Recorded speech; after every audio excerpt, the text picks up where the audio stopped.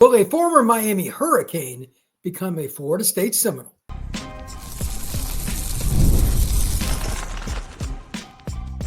You are Locked On Seminoles, your daily podcast on the Florida State Seminoles.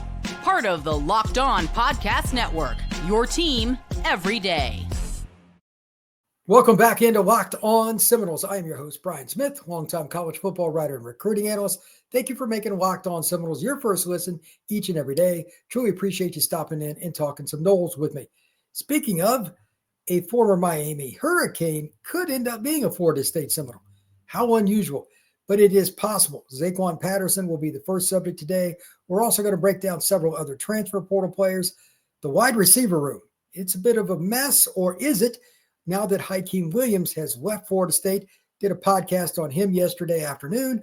And finally, to finish up, overview of spring practice. Now that it is concluded with the suspension of the last couple practices, let's talk about where Florida State is, what needs to happen over the summer. There is a lot to get to there.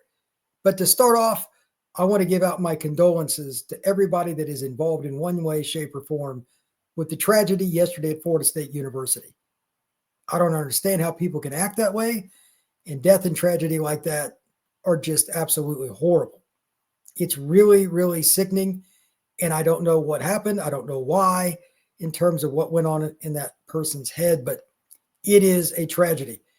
Fortunately, it was stopped before more bad things happened, and for that, I am thankful. For those that lost their lives or knew anybody that was around them or anything else that is related to their families, again, my heartfelt condolences. It is really, really sad. And that goes out to the people that were injured as well. There were several, and it's needless. I really am just absolutely flabbergasted because I don't know what else could have possibly been in that person's mind to make that happen. But now on to the regular scheduled information. Let's talk about Zaquan Patterson. If you remember, a couple of years ago, his name started emerging with Florida State. He started taking trips. And then as the recruiting process accelerated, Florida State was considered the leader. Played at Chaminade Madonna down in South Florida. And he was one of, if not the best safety in the country, depending on which recruiting service you wanted to go with. Around 200 pounds, 6'1", pretty good cover guy and man, but he's a guy that played downhill. Physical, strong, and fast, very aggressive, and he's a guy that likes to talk. He's a typical South Florida kid. With that being stated, Miami wins out, and he goes there and plays for one season. For those of you on YouTube, I'm going to go ahead and throw up the stats per Pro Football Focus for Zaquan Patterson, and I'll read them off for all of you. They're on Odyssey, Apple, Spotify, and everywhere else. All right, here we go. Now, Zaquan, again, he's only played 1 year, so it's not a major situation in terms of stats. It's just one season, and he was a role player. But this at least gives you an overview. Here we go. 127 total snaps. He did not start a game. He played in about 10 games. He really struggled at times with tackling, in particular the Syracuse game. He got torched, 28.5 on tackling. So that happens with freshmen sometimes, but there was a little bit of disappointment from what I heard on the Miami side of things with his coverage and tackling. But for whatever it's worth, you can take this any way you want. 78.9 grade per Pro Football Focus in coverage, but looking at the grades, especially at the end of the year, Georgia Tech, Wake, and Syracuse, he struggled. From what I understand, he had a little bit of an issue picking up some of the zone schemes and whatnot, but that sounds like their whole secondary. I think their defensive staff last year left the players out to dry, and that's why there were wholesale changes. Again, I've seen Zaquan play several times, knowing a little bit. That's not a guy that's going to struggle. He's very intelligent. I think that's more of a staff problem that Miami had, and their pass defense last year was horrific. So the other defensive grades to talk about, 69.5 for the overall, run defense 48.4. I think that it's pretty obvious that he has a lot of upside. But again, former 5-star recruit, does he end up being a Miami Hurricane and go into Florida State? That sounds weird, but that is trending. I've seen that a couple of places. I've spoken to a couple of people. I got a text message about it from somebody that covers Miami. It sounds like that is a very distinct possibility. But a few things to think about in addition, just the staff knowing him, Zaquan knowing Florida State, there's NIL to take into consideration. There is also the factor of maybe he just wants to get out of Florida now. Maybe he wants to change. Florida State will be somebody he talks to, but that doesn't make it a lock that he ends up in Tallahassee. Further, we don't know in the transfer portal era who else is going to come after it. Recruiting in high school is different because I could go somewhere, see Zaquan Patterson, and after a game or a 7-on-7, a camp, whatever, I could interview him. It's not how this works. Kids will send you a few messages here and there, but it's not the same as a face-to-face interview where there's a full conversation. So even if he replied to me, it'd probably be very, very limited. So there's a lot of unknown. But Florida State secondary, it went through a bunch of injuries this spring. And I thought it was the strength of the team. The way it turned out, there was a little bit of hit or miss with all the changes they had with the defensive staff. They're going to run more zone. They may need some personnel changes. I don't know. Like, I didn't hear a ton about Quindarius Jones, just as one example. He was the guy that I was thinking is going to be the next man up at Florida State, but he's a man corner. If they're going to play a ton of zone, and that kind of goes for the safeties too, it may change things a little bit. I don't know. So Zaquan Patterson might be an option. He might not. We'll see how those things all play out. Now, as it relates to the transfer portal overall, Florida State or anybody else for that matter, right now there's a lot of questions. I spoke to a couple people today that cover all the different stuff going on in the portal, different sites. Everybody's kind of waiting for that first wave. There have been a few big decisions that have been made. South Alabama quarterback Gio Lopez has taken his talents to North Carolina. He is legit. No doubt about it. Big time run pass quarterback. He actually would have fit Gus Malzahn's offense pretty well. But there are a lot of other guys that are just taking visits this weekend. Florida State and otherwise, you're going to see a lot of commitments from the portal from early next week through all the way to about 2 weeks from now. It'll just be a steady flow of guys making decisions. There'll be a few tonight through the weekend, but it'll really take off next week because so many kids are visiting schools like today, Friday and Saturday. They'll be going into Tallahassee or wherever it may be and making decisions. Two things to note with that. Obviously, follow who goes to Florida State. We'll find out more. Before I announce anything, I want to hear so-and-so has physically made it to Tallahassee. Again, it's different with transfer portal news. I don't trust it much. I need to hear somebody physically has seen this kid. He's on campus. Secondarily, if a kid is being targeted by Florida State, he visited somewhere else, it's probably a good idea to kind of follow that too. I know I'm going to. We'll see where it ends up, but there are a lot of kids that take one visit and they're done. It's just kind of the nature of the beast.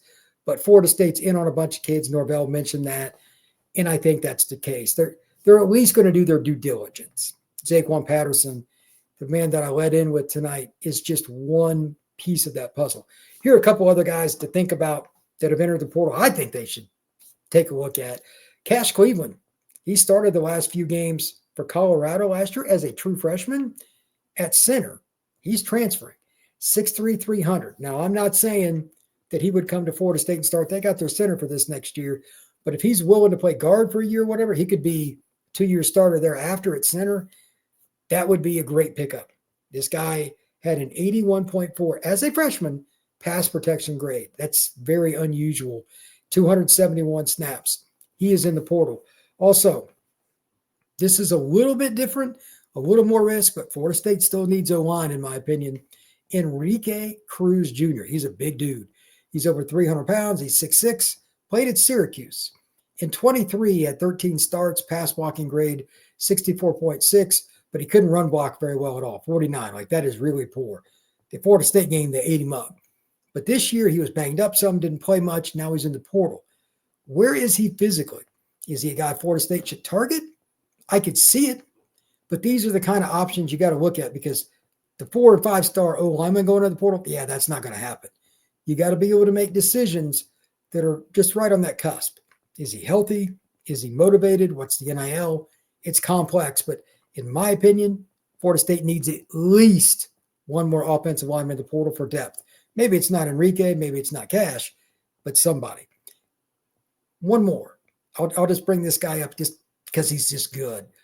I know Florida State They may or may not want to spend any more on D-line. It's probably expensive, and I'm sure he's got a lot of options. Just remember the name. He's going to go somewhere. Florida State might play against if they don't get him. T.J. Bush out of Liberty. This guy's got a motor. He's kind of one of those old school football players, 260 or so. Maybe not the perfect height. He's like 6'2", but he can really get after it. He's a pass rusher. He's got some strength to him. He's been at Liberty a little while. I would like to see Florida State at least kick the tires on that one. I don't think they will, but I would like for them to. When we come back with Hykeem Williams taking off, and by the way, I don't think that's a bad thing for Florida State. Make sure you go check that podcast from yesterday out if you haven't already. I think Florida State's wide receiver room is wide open. It could be good or it could be bad. I want you to help me decide, where is Florida State at wide receiver? We examine that next here on Locked On Seminoles. Did you know your Fire TV is also an Xbox? Turn any TV into your gaming and entertainment hub with Fire TV Stick 4K devices. No console is required. Just grab your paired controller, subscribe or log in to Xbox Game Pass Ultimate and EA Play included, and you're ready to play.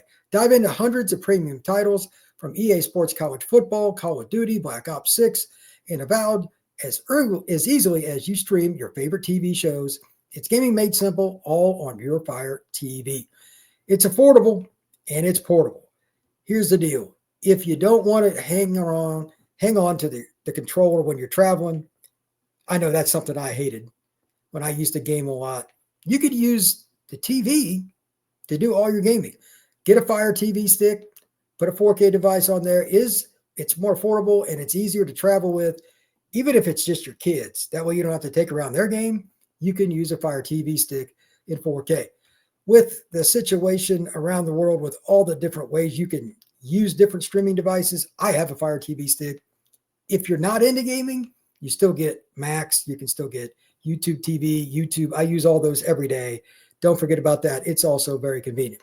Head over to Amazon.com/Fire TV Locked On to get started. X Game Pass, Ultimate subscription, and compatible controller required. Available on select devices, including Fire TV Stick 4K, 2nd Gen, Fire TV Stick 4K Max, 1st and 2nd Gen, and Fire TV Cube, 3rd generation.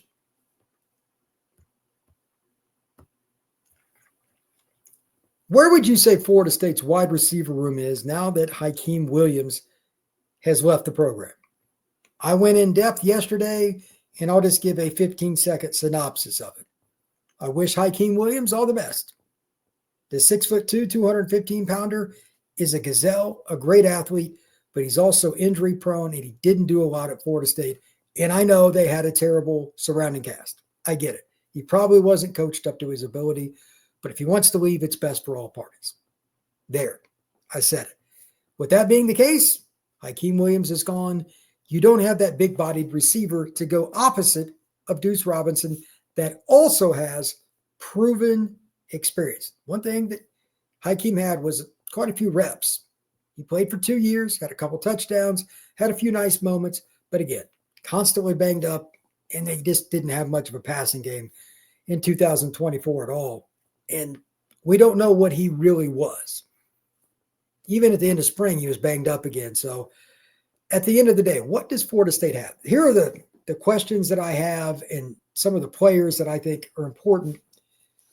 Looking at the Florida State wide receiver room, I'm not feeling good about it, but I'm not feeling bad. I don't know where it's going to go, but there is one thing that I'm going to say about 10 times here. This summer, before the coaches get them back in August, is pivotal. There cannot be any late night pizza nights, going out chasing girls, smoking weed, being an idiot in any way, shape, or form. It needs to be football 24/7. The wide receiver room was beat up some. They got younger guys. They've got a new quarterback in the room. They've got guys that need to figure out the new offense. And again, I mean, even Deuce and Squirrel, who are considered to be the 1-2, they're transfers as well. There's no continuity there.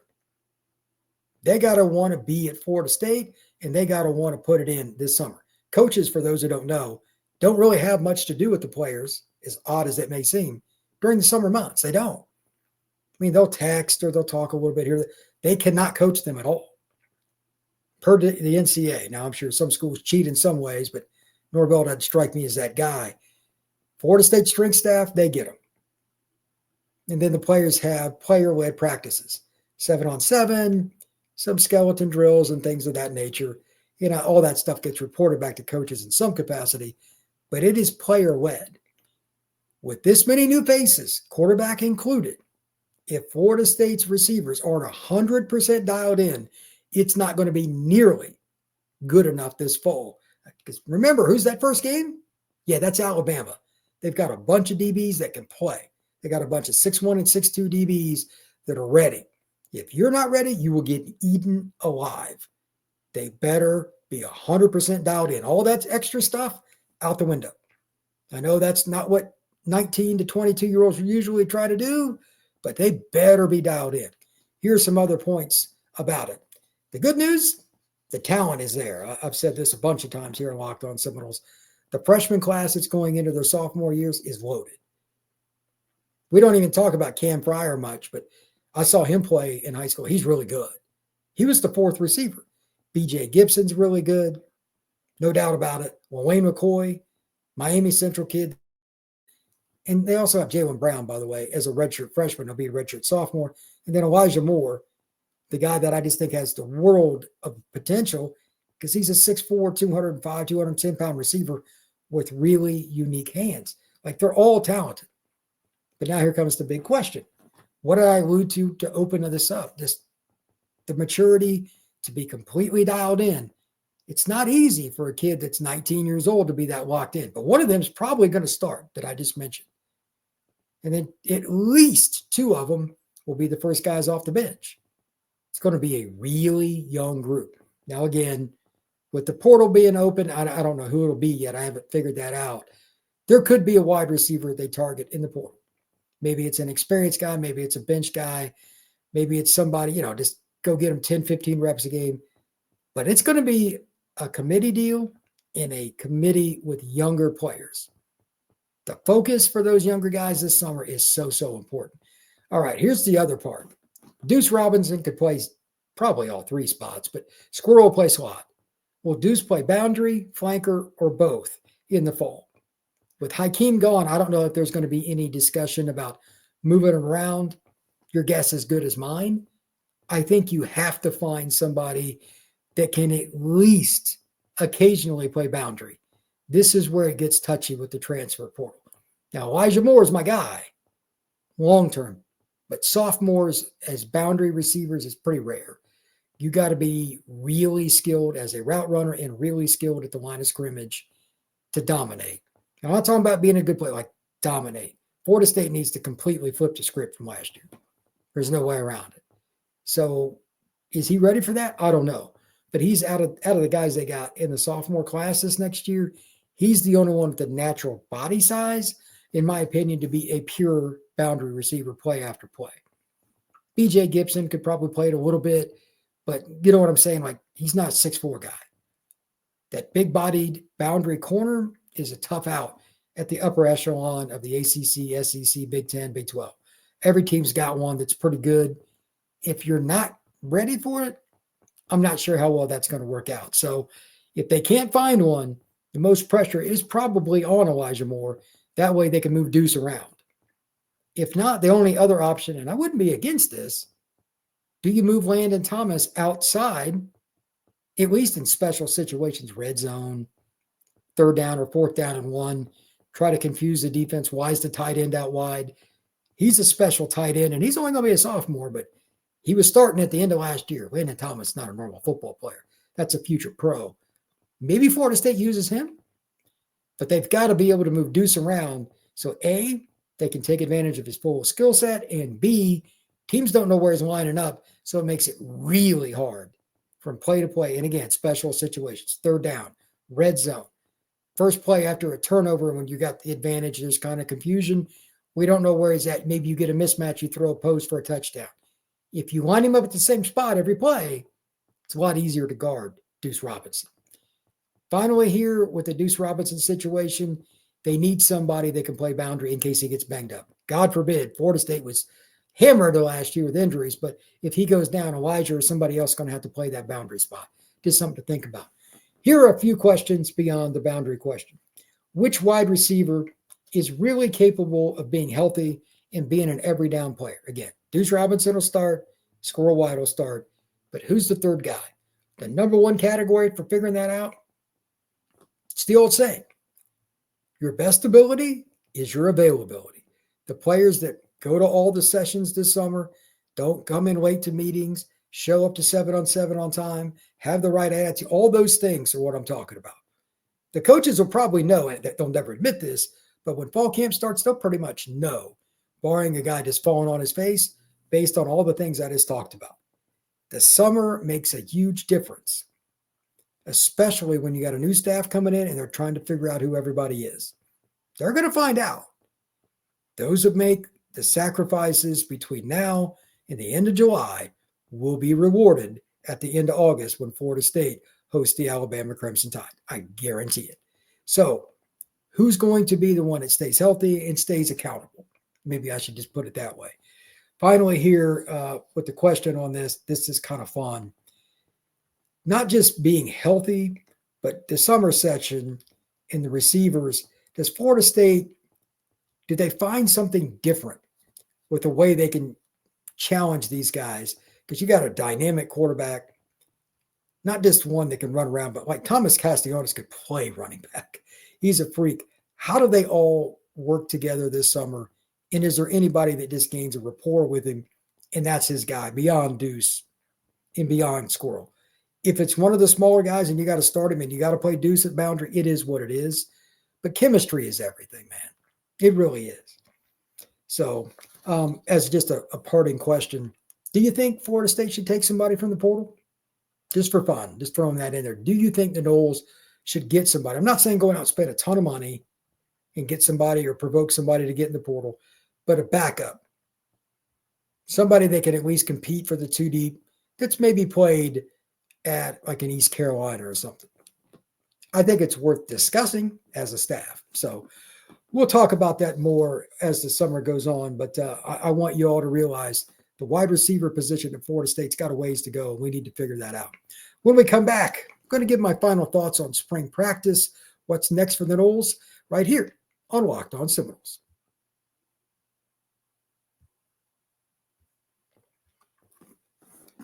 What are the takeaways that I have from spring? Number one, Tony White in the defense, I feel way better about.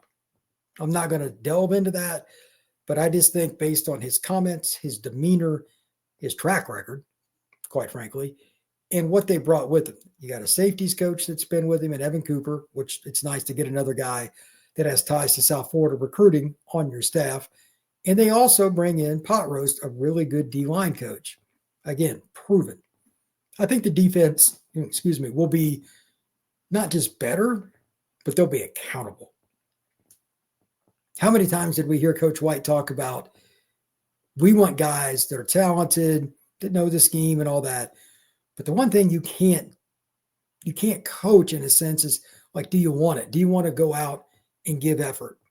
The other day, Coach White was talking about how Jackson was running after a receiver on a play, like an outside play. He was nowhere near the play.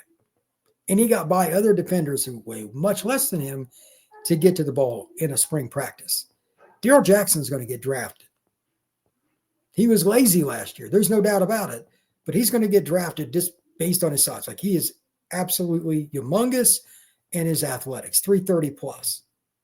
But yet, he's a guy that's hustling now.